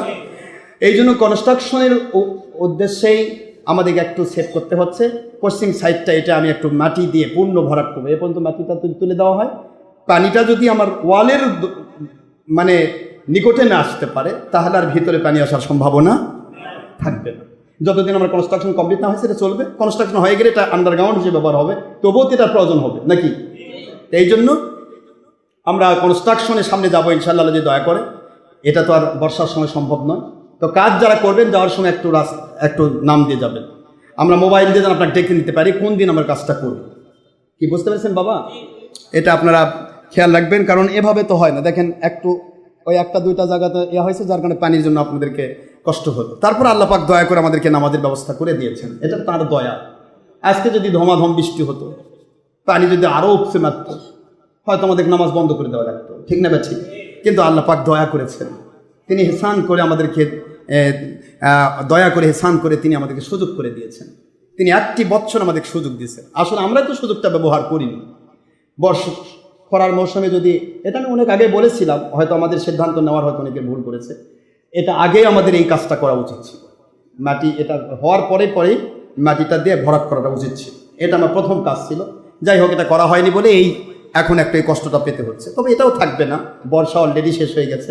আশ্বিন মাসের আজকে 1 তারিখ, আশ্বিন কার্তিক মাস, এরপরে তো আপনার শীতই এসে যাচ্ছে। তো তারপরেও আমরা একটু সেভ হতে চাই, ঠিক না? ঠিক বলে তো যাক, কথা হলো যে কখনোই নিজে ইসলাম মানতে পারবো না, আরেকজনকে আবার ইসলাম মানার ক্ষেত্রে বাধা দেওয়া যাবে না। নিজে নামাজ পড়েন না, নামাজ ফরজ আইন, আরেকজনকে পড়তে পারলেই উৎসাহ দেন, ভাই আমি পারতেছি না, আমি না হয় বিপদে আছি, ভাই আপনি পড়েন ভাই। এই পড়েন ভাই বললেও তো তাও তো সে নামাজ পড়বে। আল্লাহ পাক দয়া করলে, ইচ্ছা করলে আপনাকে ওই একটা নামাজের সওয়াব আপনাকে দিয়ে দিতে পারে, কিন্তু ফরজ আদায় হবে না, নফলের সওয়াব পাবে। কিন্তু প্রশ্ন হলো যে আমরা উদ্বুদ্ধ করব, উৎসাহিত করব, কি করে মানুষ ইবাদত করবে। এখন উৎসাহিত না করে বরং আরো কি করছি, ঈদে মিলাদুন পাইলো কই পাইলো, না পাইলে কি করে, তুই পাসনি কারণ তুই বেঁচে খাস, আছে তো না নাই? এই যে আবু বকর রাদিয়াল্লাহু আনহু বললেন যে আমার নবীজির পক্ষে ঈদে, দেখেন, মান আনফাকা দিরহামান আলা কেরাতি মাউলিদিন নবী সাল্লাল্লাহু আলাইহি ওয়াসাল্লাম, সুবহানাল্লাহ বলবেন। তাহলে মাউলিদিন নবী শব্দটা আবু বকর ব্যবহার করলেন, যে আমার আবু বকর তো বলছেন যে আমার নবীজির মিলাদুন নবীর পক্ষে যদি কেউ অর্থ ব্যয় করে তাকে আমি আবু বকর বলছি আমার সাথে সে রফিকি, রফিক মানে বন্ধু, মুতাকাল্লিম, আমার সাথে রফিকি ফির জান্নাত, সে জান্নাতের ভিতরে আবু বকরের বন্ধু হয়ে থাকবে। এটা কি ছোট বিষয়? তাহলে মিলাদুন নবী না থাকলে আবু বকর বললেন কেমনে? মিলাদুন নবী কালকে আসতো, তাহলে আবু বকর কি গতকাল আসছিল? তাহলে আবু বকরও দিতাম তো, আমার নবীর সাহাবী, নবীজির হিজরতের সাথী, নবীজির জীবনের সাথী, সারাটা জীবন তিনি হুজুরের সাথে ছিলেন। তাহলে সেই আবু বকর যদি বলেন মিলাদের পক্ষে, আপনি মিলাদের বিরোধী, তার মানে আপনি সাহাবী বিরোধী, আপনার সাথে আমার কানেকশন নাই ভাইজান, আমার রাখার দরকার নাই। আপনি লেভেল পড়েছেন শুধু ইসলামের, কিন্তু আপনি ইসলাম মানেন না। ইসলাম মানা আর ইসলামের লেভেল পড়া দুটো এক জিনিস নয়। পাগড়ি পরলে পাগড়িও বিরোধিতা করে, পাগড়ির বিরুদ্ধে অনেক মুন্সি আছে ফতোয়া দেয়, অনেক পীরও ফতোয়া দেয়। কেউ কেউ কান দতলে ঘোরে, কয় নামাজের সময় পড়বে। কেন নামাজের সময় পাগড়ি পরা?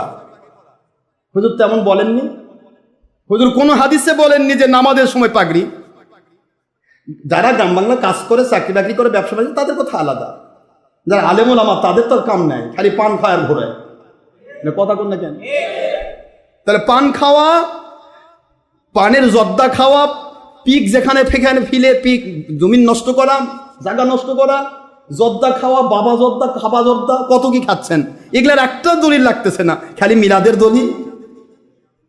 কথা কি বলছেন আপনারা? কথা বলছেন না? আমার মুখের মধ্যে এতগুলা পান আর লাল খালি টুকটুক করতেছে, জর্দা খাইয়া মুন্সি ফতোয়া দিচ্ছে মিলাদ বেদাত। তোর তামাকু খাওয়া কোন নবীর সুন্নত? তুই তো বেদাত খাচ্ছিস। হ্যাঁ, পানের চুন চাষা থেকে তৈরি হয়েছে, তুই তো চাষা বোঝেন না? ঝিনুক ঝিনুক, ঝিনুক খায় নাকি? ঝিনুকের তুই চুন খাচ্ছিস, তামাকু খাচ্ছিস। পানটা নয় পাতা, ওটা গাছের পাতা, ছাগলও খায়, মুরগিও কি খান আপনারা? কথা খান, গরুও খায়, ছাগল খায়, তুমিও খাও, অসুবিধা নেই, আমরা খাই না আলহামদুলিল্লাহ। তুই পান খাও, কিন্তু এই যে চুন কই পাইলে? তার সাথে আবার তামাকু, জর্দা মানে তামাকু না? তামাক ছাড়া জর্দা হয়? তাহলে মুন্সি বেদাত হারাম খাচ্ছে আর মুখ দিয়ে ফতোয়া দিচ্ছে মিলাদ বেদাত। তাহলে এদের কি শরম আছে? শরম নেই।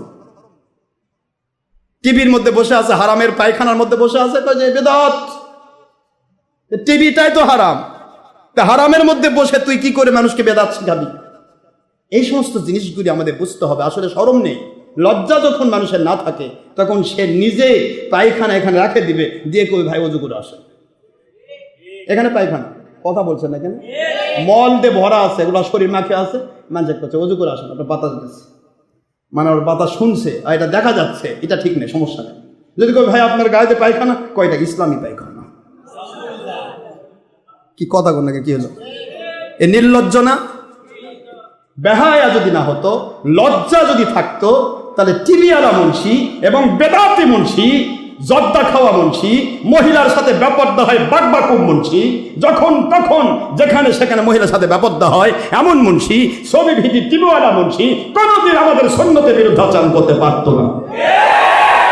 আসলে নির্লজ্জ, বেহায়া। হুজুর বলেছেন ইজা ফাতাকাল হায়া ফাফআল মা শিতা, যখন তোমার লজ্জা শেষ হয়ে যায় তখন তোমার দ্বারা সব সম্ভব, যা ইচ্ছা তাই করতে পারো। তো কাজে আমাদেরকে হিসাব করতে হবে। অথচ বাংলার বুলবুল কাজী নজরুল কতদিন আগে বলেছিলেন, বাদিছে দামামা বাধিরে মামা। কেবল বললাম না আলাইকুম বিল আমাইম। আমাম শব্দটা আরবি, এ ক্লাস 8 পড়া মানুষ কেমনে এটা বুঝলো গো? আমামা মানে পাগড়ি। বাজেছে দামামা বাধিরে আমামা, শির উঁচু করি মুসলমান, দাওয়াত এসেছে নয়া জামানার, দাওয়াত এসেছে নয়া জামানার, ভাঙ্গা কেল্লায় ওরে নিশান, ভাঙ্গা কেল্লায় ওরে নিশান, বাজিছে দামামা বাদরে আমামা, বাজিছে দামামা বাদরে আমামা, শির উঁচু করি মুসলমান, দাওয়াত এসেছে নয়া জামানার, দাওয়াত এসেছে ইমাম মাহদির জামানার, ভাঙ্গা কেল্লায় ওরে নিশান, ভাঙ্গা কেল্লায় ওরে নিশান। তাহলে ক্লাস 8 পাশের কাজী বুলবুল বললেন খেলাফতের দামামা বেজে গেছে, যুদ্ধের জিহাদের দামামা বেজে গেছে। জিহাদে যেতে চাও, বাঁধরে আমামা, মাথায় পাগড়ি বাঁধ। আমাদের জিহাদ পার্টি কি কয়? পাগড়ি পোয়ালো কই, এত প্যাসে কেন? তুই কোন জিহাদ পার্টি? তুই তোর পেটের জিহাদ করিস, তো দলের জিহাদ করিস, তুই আমার নবীর জিহাদ করিস না। কাজী নজরুল বুঝলো, তুই বুঝবি না, কারণ কাজী নজরুল কোনো দল করতো না, তুই দলের কাঙ্গাল। মাদ্রে মামা, শির উঁচু করে মুসলমান, মাথা উঁচু করে পাগড়িবাদ, দাওয়াত এসেছে নয়া জামানার ভাঙ্গা কেল্লায় উড়ে নিশান।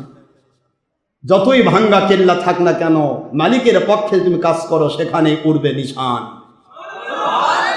বলুন সুবহান। সুতরাং আমাদেরকে বুঝতে হবে, হাদিসগুলি কোরআনগুলি সাধারণ মানুষ বুঝলো, অথচ মুন্সিরা বুঝলো না। আজ অধিকাংশ মুন্সি দেখবেন সুন্নত মানি, ওর মাথাত নাই পাগড়ি, টুপি তো নাই, 22 নম্বর টুপি, তাও সুন্নতটা পাগড়িটাও নেই। বলেন ভাই আপনার সুন্নত কোনটা? কোনটা আপনার সুন্নত? কয় বেদাতি। বেদাতি যারা মিলাদ করেন তারা বেদাতি, আর ওরা সুন্নতি, মানে দলের সুন্নত, একটা সুন্নত। হযরত ইমাম গাজালি রাহমাতুল্লাহ আলাইহি বলেন, ইবলিস রে, ঘরের মধ্যে কিতাব নিয়া আমার ঘরের বাইরে কেন দাঁড়ায় আছিস, ভিতরে আসতে পারিস না? কই না, যেখানে ওলি থাকে গো গাজালি, ওখানে আমি ইবলিস ঢুকতে পারি না। সুবহানাল্লাহ, জোরে বলুন। আমার নবীজি পাক সাল্লাল্লাহু আলাইহি ওয়াসাল্লাম বলেন, একজন হক্কানি ওলি, উলিল আমর যারা 1000 নামাজরত ইবাদতরত অবস্থায় থাকা আবেদ সাধারণ মানুষ, ওদেরকে যত তাড়াতাড়ি ইবলিস শয়তান ধোঁকা দিয়ে ফেলে দিতে পারে, পাক মারতে পারে, ওদেরকে বিচ্ছিন্ন করে দিতে পারে, ইসলাম থেকে দূরে সরে দিতে পারে, কিন্তু একজন মাত্র আল্লাহর ওলি, একজন হক্কানি আলেমকে, একজন হক্কানি ওলিকে 1000 আবেদের চাইতেও ইবলিস শয়তান বেশি ভয় পায়। 1000 আবেদ ইবাদতরত অবস্থায় আছে, এমন ব্যক্তিকেও ধোঁকা দিতে পারে ইবলিস, কিন্তু একজন ওলি ঘুমিয়ে আছে, তার কাছে যেতে পারে না। এই জন্য হুজুর বলেছেন, নাউমুল আলিম খয়রুম মিন ইবাদাতি জাহিল, সাধারণ মানুষের ইবাদতের চাইতে একজন হক্কানি উলিল আমর ওলিয়া উলিয়ার ঘুম অনেক উত্তম। এটা কেন? কারণ সেই ঘুমের ভিতরে শয়তান দ্বারা ধোঁকাপ্রাপ্ত হয় না, শয়তান ধোঁকা দিতে পারে না, শয়তান যেতেই পারে না। হুজুর নিজেই বলেছেন, 1000 আবেদকে যত ভয় পায় একটা মানুষ, শয়তান ইবলিস, তার চাইতে একজন ওলিকে সে বেশি ভয় পায়, একজন হক্কানি আলেমকে, ফকি আলেমকে ভয় পায়। এই ভয় পাওয়াটা হযরতে গাজালি রহমতুল্লাহ, আচ্ছা ইবলিস, আমি নামাজ পড়ছি, তোর কষ্ট হচ্ছে মানে? বুঝতে পারতেছেন না? আমি নামাজ পড়ি, তোর কষ্ট হয় কেন? আমরাও তো তাই বলতেছি। আমি ইবাদত করি, সারা রাত ধরে শবে বরাত পালন করি, 2 নম্বর মুন্সির কষ্ট হয় কেন? এটা কেন ফতোয়া দেয়? আমরা সারা রাত ধরে মালিককে ডাকি, নামাজ পড়ি, জিকির ফিকির করি, দরুদ শরীফ পড়ি, ঈদ মিলাদুন নবী রেডি করব, মানুষকে দাওয়াত দেব আল্লাহর পথে, নবীজির পথে, কোন দলের পক্ষে নয়। তাহলে আমি দাওয়াত দিচ্ছি, আমি ঈদে মিলাদুন নবী আমরা পালন করছি, সারা রাত ধরে আমরা ইবাদত করব, ফজর পর্যন্ত আমরা ইবাদত করব, ফজর নামাজ পর মানুষকে ছেড়ে দিব, এর আগ পর্যন্ত ইবাদত বন্দেগী হবে, সেহরি খাওয়ানো হবে, পরের দিন আমরা রোজা রাখবো, এত কিছু আমরা করছি, মুন্সি ফতোয়া দেয় কেন? কারণ শয়তান ইবলিসের কাম, ওর মাথা খারাপ হয়ে গেছে। গাজালি রহমতুল্লাহ আলাইহি নামাজ পড়তেছে তাহাজ্জুদ, আর ইবলিসের মাথা খারাপ।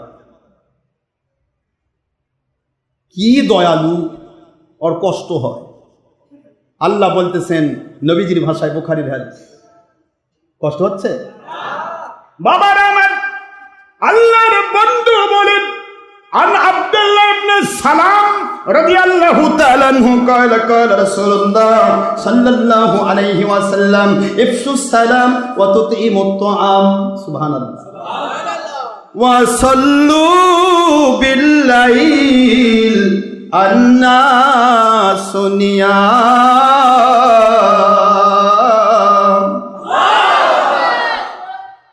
تدخلوا في الجنة بسلام। বুখারী শরীফের হাদিস। হুজুর বলেন, তোমরা না মানুষকে দেখলে সালাম দাও, সালাম দিলে, এই জন্য সালামের খুব খেয়াল করে, সালাম দেওয়ার বিষয়টা। আমি ছোট শিশুদেরকে সালাম দেই, আমি রিক্সাওয়ালা ভ্যানওয়ালাকে সালাম দিই, কেন জানেন? কারণ হুজুর বলেছেন সালাম দেওয়াটার সওয়াব বেশি, নেওয়ার সওয়াব কম। দিলে 90 নাকি? দিলে কত? আর নিলে 10। বাড়াইতে চাইলে আর বাড়বে। ওয়ালাইকুম আসসালাম বললে 10, ও বারাকাতু ও রহমতুল্লাহ বললে 20, ও বারাকাতুহু বললে 30, আরও যদি যোগ দেন মাগফিরাতুহু জান্নাতুহু, তাও 90 পর্যন্ত যাবেন না। কথা বলেন না কেন? সালাম দেওয়ার সব বেশি, সুন্নতের মর্যাদা এখানে কেন বেশি? কারণ আছে না নাই? অথচ সালাম জবাব দেওয়া ওয়াজিব, ওয়াজিবের মর্যাদা এখানে কম দেওয়া হলো কেন? এর কারণ আছে না? আছে, কারণ আছে। কিন্তু আমি আপনাদের বলতে চাচ্ছি সালাম দেবেন কেন? মূল কথা হলো হুজুর বোঝাতে চাচ্ছেন যে যত বড় ব্যক্তি হোক সালাম যদি ছোটদেরকে দেয় সে অহংকার মুক্ত হয়ে যায়। যখন অহংকারী হয় কেউ, কাউকে সালাম দিতে মন চায়। দেখেন 1.5 নম্বর মুর্শিদা, আমি হুজুর ওই রিক্সাওয়ালা সালাম দিবে, কি কোন কথা বলে, ওই এটা মিলা দেলা বেদাতি, সালাম দিব না। এমনকি আপনি সালাম দিছেন, হয়তো টুপি আমারটা পরা আছে, এটা সুন্নতিটা পরা আছে, সালাম দিছেন, দেখা হয় চলে গেল, কি কইলো আল্লাহ জানে। আমার তো একবার এক মুন্সি, আমি সালাম দেশ ভালো, আমার খুব ভালোবাসে, ও যদিও বাতিল থাকে, তা সালাম দিয়েছি, সালামের জবাব পেলাম না। আমি বললাম যে কী ব্যাপার ভাই, আপনি সালাম দিলাম, দেওয়া ওয়াজিব, আমি সুন্নত আদায় করেছি, আমি অহংকার মুক্ত কমপ্লিট, কিন্তু আপনি নিলেন না। কয়েন নিছি হুজুর, ধীরে ধীরে নিছি। আমি কি, আপনি কি মহিলা? শরীয়তে মহিলা ধীরে নেবে, কথা কোনে কি হলো? বিপদ তো আমার সামনে ওরা দাঁড়াতে পারে এই ভয়ে, এ ভাই আপনি মহিলা? কয় না না। তাহলে সালাম ধীরে নিলেন কেন? সালাম তো ধীরে নেবে মহিলা, আপনি তো মহিলা না, কথা বোঝেননি? সালাম দিলে জবাব দিতে চাইবে না, মুখ বেঁয়া করে থাকবে, আবার সালাম তো দিবেই না। এই সমস্ত জিনিসগুলি অহংকার। কি বলেন নাকি? অহংকার। অহংকার মুক্ত হতে চাইলে আপনাকে সালাম কালামের প্রচলন করতে হবে। এই জন্য হুজুর বললেন এফসুস সালাম, মানুষকে দেখা হলে সালাম দাও। প্রতিদিন যে 20টি সালাম দিতে পেরেছে ওই ব্যক্তি অহংকার থেকে মুক্ত এবং আল্লাহর রহমতের মধ্যে যুক্ত। সালাম দেওয়ার কোনো নিয়ে নেই, সালাম দিবেন, বাড়িতে গিয়ে বউকে সালাম দিবেন, সন্তানকে সালাম দিবেন, কোনো আপত্তি নেই। কোনো আপনার ভিতরে কোনো প্রকার যেন ক্রিয়া প্রতিক্রিয়ার সৃষ্টি না হয়, হাই এত ছোটকে আমি সালাম দেবো কেন, এই এটা যেন না হয়, তাহলেই বুঝবেন আপনি অহংকার মুক্ত। কথা বলছেন না কেন? যখন মন বলতেছে অক দিব কেন, তখনই বুঝবেন যে আমি অহংকারী। আর অহংকারীর মধ্যে আমার নবী বলেছেন লা ইয়াদখুলুল জান্নাহ মান ফিহি খরদালিম মিন কিবরি, যেই ব্যক্তির ভিতরে 1 জাররা পরিমাণ অহংকার রয়েছে ও জান্নাতে ঢুকবে না। আপনি যা কিছুই করেন অহংকার থাকা যাবে না। আমার মালিক আমাকে দয়া করেছেন, আমি করছি, এখানে অহংকারের কিচ্ছু নেই। অহংকার আল্লাহর চাদর, ঠিক না বেঠিক? এই জন্য বাবারা আল্লাহর পাকের হাবিব বলেন নেফসুস সালামত তাইমুত আম, মানুষকে খাদ্য খাওয়াও। দেখেন কথা করছেন না কেন? মানুষকে খাদ্য খাওয়াও। আমার নবীজি বললেন মানুষকে খাদ্য খাওয়ান। এখন বলেন তো ঈদে মিলাদুন নবীকে খাওয়ানো হয় না খাওয়া হয়? খুব খেয়াল করতেছেন তো? মানুষকে খাদ্য খাওয়ান। আর যখন রাত্রিবেলা সমস্ত মানুষগুলি ঘুমিয়ে যায়, সব মানুষগুলি ঘুমিয়ে যায়, ও মুমিন সাল্লু বিল্লাইল আন্নাসু নিয়াম, তোমরা ওই সময় নামাজে দাঁড়িয়ে যাও যখন দুনিয়ার মানুষ ঘুমিয়ে যায়। দুনিয়ার মানুষ ঘুমিয়ে গেছেন, তুমি নামাজে দাঁড়িয়ে যাও। আল্লাহর হাবিব বলেন তাদখুলু ফিল জান্নাত, জান্নাতে ঢুকে যাও বিসালাম, শান্তির সাথে। কারণ এই 3টি কাজ যখন হয়ে গেছে ঈমানের পরে, আল্লাহ পাকের হাবিব বলেন আমি আল্লাহর নবী তোমাকে ওলির মর্যাদা দিয়ে দিলাম। ওলি তো এমনি এমনি হওয়া যায় না। তাহলে সারা রাত জেগে নামাজ পড়া কার কাজ? কথা কন না, কি হলো? বুখারীর হাদিস, তখন নামাজের দ্বারাও যখন মানুষ ঘুমায়, আমরা রাত্রি জাগরণ করি, দুনিয়ার মানুষ ঘুমিয়ে থাকেন, আমরা সারা রাত ধরে ঈদে মিলাদুন নবীর রাত জাগরণ করছি, শবে বরাত জাগরণ করছি, কি ঠিক না? ঠিক। সবে মেরাজ জাগরণ করছি, আশুরা মিনাল মুহাররম জাগরণ করছি, যতগুলি জাগরণ করলাম মানুষ ঘুমিয়ে থাকলো, আমরা নামাজে দাঁড়িয়ে থাকলাম, নবীজির বুখারীর হাদিস মোতাবেক আমরা ঠিক আছি, তারপরও ফতোয়া দিল বেদাত। ওরা তো করবেই না, বরং আপনার করতেও, এটা ইবলিসের কাজ। কার কাজ?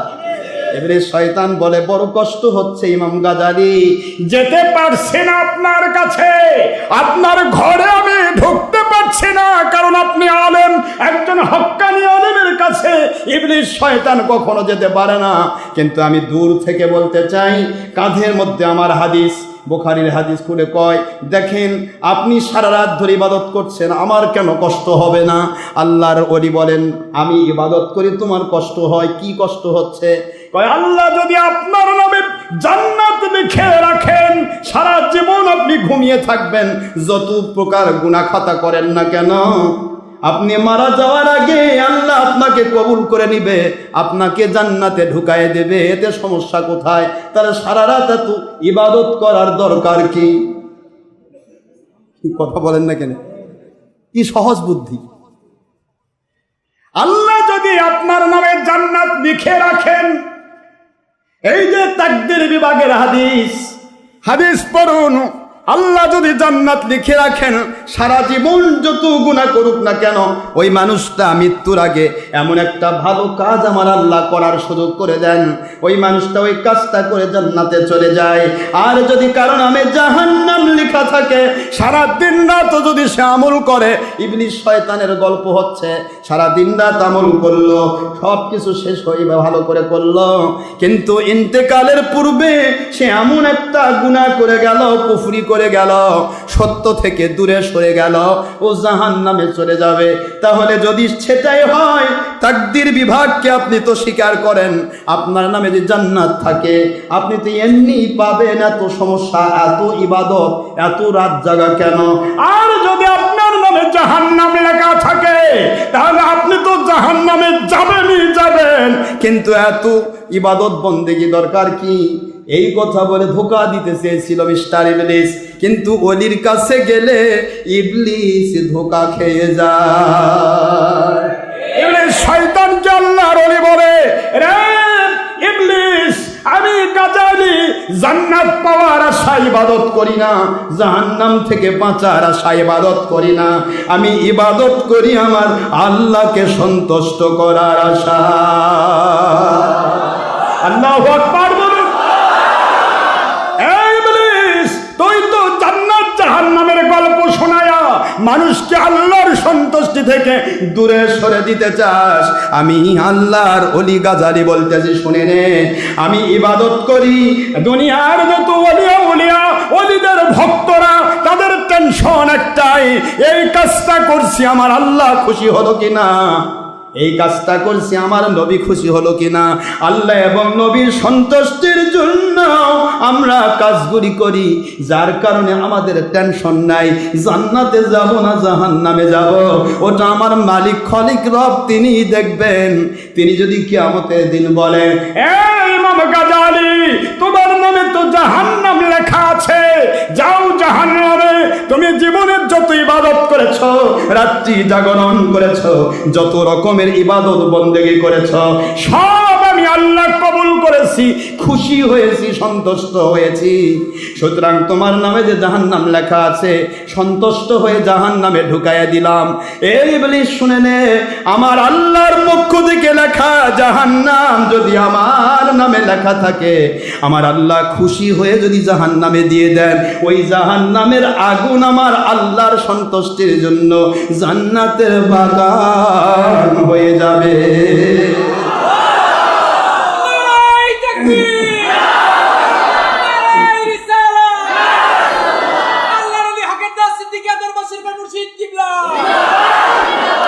আল্লাহ যদি খুশি থাকেন, তিনি আগুনে ফেলাবেন। কথা বলছেন না কেন? যিনি তকদির লিখতে পারেন, তিনি তকদির কাটতেও পারেন, ক্ষমতা আছে না নাই? আমার আল্লাহ জাহান্নাম লিখে রাখলো, আর আমি নেক আমল করে আল্লাহকে খুশি করলাম, আমার আল্লাহ বলবেন, আমাকে খুশি করেছিস, আমাকে যে খুশি করে সে জাহান্নামে যায় না, জান্নাতে যায়। আমি আল্লাহ জাহান্নামটা অল্টারনেট করে তোর জন্য জান্নাত কবুল করে নিলাম। আর জান্নাত পাওয়ার আশায় যে ইবাদত করে, হয়তো আল্লাহ অসন্তুষ্ট, তুই তো এই জান্নাতের লোভে ইবাদত করছিস, আমার জন্য করিস না। ঠিক না বেঠি? দুনিয়ার সব ইবাদত নষ্ট হবে, আল্লাহর সন্তুষ্টি নষ্ট হবে না। রিদওয়ানুম মিনাল্লাহি আকবার। সূরাতুল তাওবার 72 নম্বর আয়াত আল্লাহ বলেন, আমার সন্তুষ্টি হলো সবচাইতে বড় ইবাদত। এই জন্য আল্লাহর সন্তুষ্টির জন্য টুপি পরবো, আল্লাহর সন্তুষ্টির জন্য জামা পরবো, আল্লাহর সন্তুষ্টির জন্য পোশাক পরবো, আল্লাহর সন্তুষ্টির জন্য সত্য পথে দাওয়াত দিব। আল্লাহর সন্তুষ্টির পথে ফেসবুক ইউটিউবে ব্যবহার করতেই হয়, সেখানে আল্লাহর সন্তুষ্টি পথ প্রচার করবো। কথা বলছেন না কেন? আল্লাহর সন্তুষ্টিকে সামনে নিয়ে কাজে গিয়ে যান, আপনাকে কোনোদিন দুনিয়াতে বিপদ হবে না, আখেরাতে জাহান্নামে যেতে হবে না। আল্লাহ খুশি থাকবেন। বাবারা, আমি আপনাদের কষ্ট দিতে চাই না। মিস্টার ইবলিস বলে, এই জন্যই তো আমি কোনো ওলিদের কাছে যাই না। আপনার কাছে আসেই তো বিপদের, যদি না আসতাম তাহলে তো আমি সারা জীবন মানুষকে ফাঁকি দিতে পারতাম জান্নাত আর জাহান্নামের গল্প শোনাইয়া। কিন্তু আপনার কাছে এসে তো ফাঁস হয়ে গেল, মানুষ তো বুঝে ফেললো। গাজালি রহমতুল্লাহ বলেন, এ কথা সারা জগতে পৌঁছে যাবে, তুই টেনশন করিস না। সুবহানাল্লাহ বলেন। কোথায় ইমাম গাজালি রহমতুল্লাহ? আজকে কোন যুগ, আজও সেই কথা ভুলে যায়নি মানুষ।